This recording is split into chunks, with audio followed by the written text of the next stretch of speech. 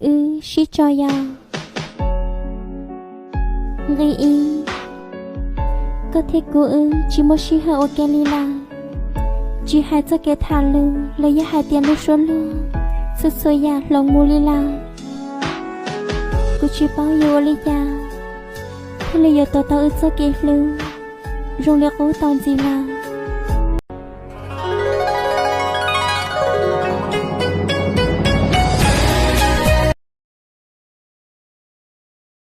Chia phe trâu cú tia ngu tư yom ba co khu si cú lu jo ya ta lo rong tu co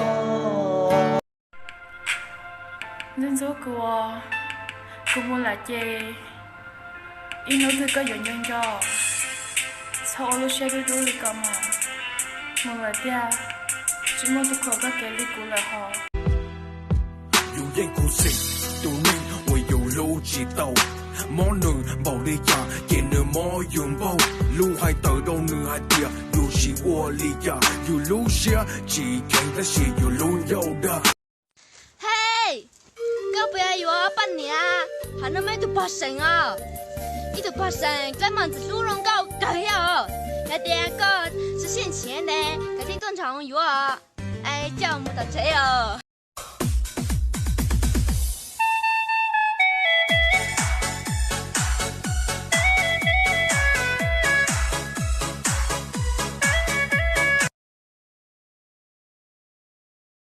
giờ cô chỉ một giờ kể lu đó lên tiền lò cô rong xuyên giờ cô chỉ to từ nay cô lu theo cuốn sầu cô nhẹ nhớ họ cô lu nè lo cô sửa nhau. Anh ơi, anh có muốn lấy con gái dân tộc không? Về đây với bọn em anh chỉ cần đi hái chè thôi. Cao hơn cả núi, dài hơn cả sông, rộng hơn cả đất, xanh hơn cả trời. Anh yêu em nhiều thế thôi. Xanh cao hơn, nhạc khó thứ tua, chỉ do rong cao ua lùa. Ua trao cú lù xuyên nhỏ trí tư, xanh cho có thả ít liêng.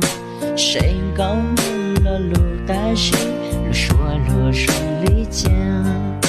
Xanh trong mong tu nền lý cụ, bộ mua cho mong tao thà. Cao yên muôn đau, thiên sai yên ngô chung. Cha có thiết yêu, tu ua cú lao thiên. Tu yong cao mong sông cao.